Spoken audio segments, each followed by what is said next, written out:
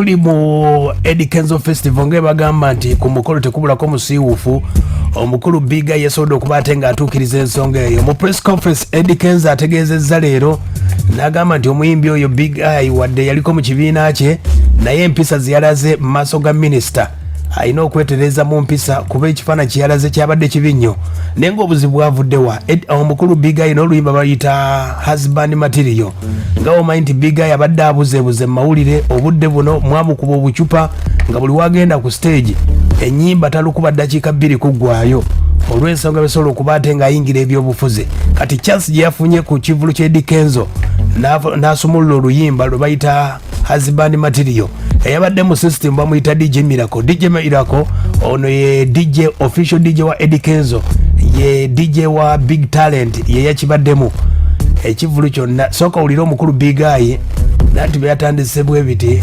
ng'atugamba oluyimba olupya. Kanengera wendo mwemale kwogera muganda wange Eddy KENZO nachi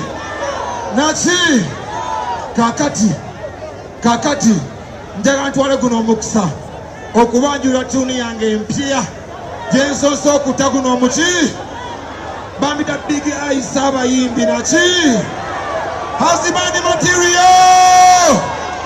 Short time is go time. Know what it is. Let it go. Husband material. Tugende ogamba kimungana wange Saimo munene wa Kampala omunene w'ekibuga. You know what it is. Omukulu nga DJ akyanoonya oluyimba ng'abuuza ku bantu awo omukulu Big Eye era babaddewo abamuyambako ba bodyguard badde basuubira nti bayinza omukuba obucupa ne bamugamba tosala kutuuka eri wano Big Eye era ng'akaayana. Nze manyi stage awagwayo ndabawo tegedde ne mumazeko emirembe nammwe muleke nyimbe sijagwayo man my friend bump Big Eye stage king manyi stage Miracle damu oluyimba olwo one more time damu oluyimba. That's my new vibe. Husband material. Tugende kuba mwana bandi reflecting. I can't even move up to there yet. I want to say hello to everybody out here. Bamuganya okusembera ku stage olw'ensonga nti batidde bayinza okumukuba. DJ Miracle yakubye oluyimba luno yabadde ayagala luddemu emirundi ng'emeka Big Eye olw'ensonga nti oluyimba lwabadde lupya. DJ n'agaana Big Eye kwe kulumba bw'ati.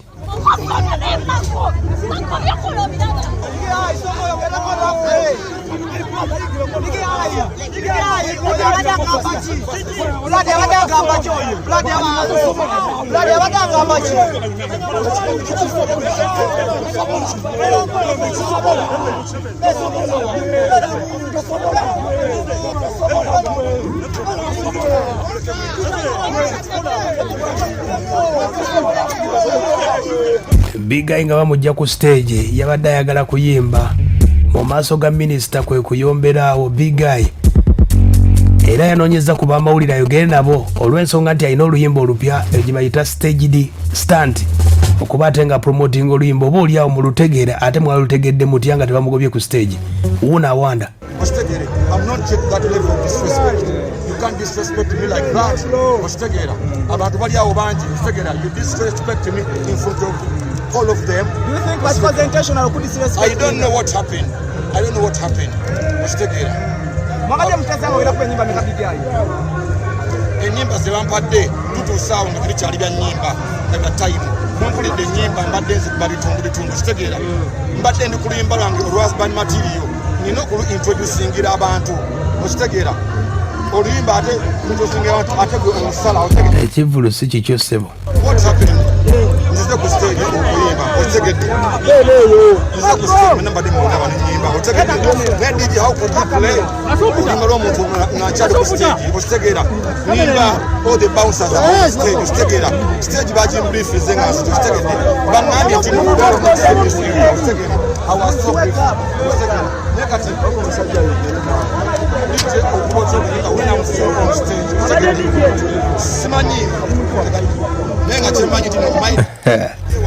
Big Eye agamba nti DJ tamumanyi nga ate abadde amumanyi ku stage.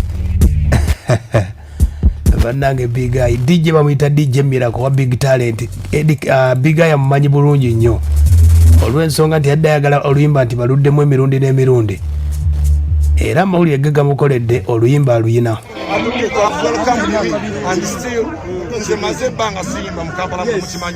I've spent 4 years in Simba. So the first time okuyimba and sing latest song because you don't know how I love that song. You don't know how much I put in to put that song in place. My name is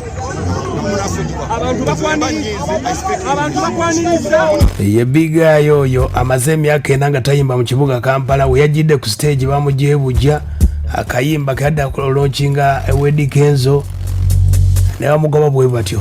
Omawulire agenda kubeera ku interview ez'enjawulo nga yeetonda nga n'akayimbe bakakuba kye bayita stage stand okuba ate nga promoting oluyimba mu music babikola. Oba obadde tobimanyi babikolera ddala.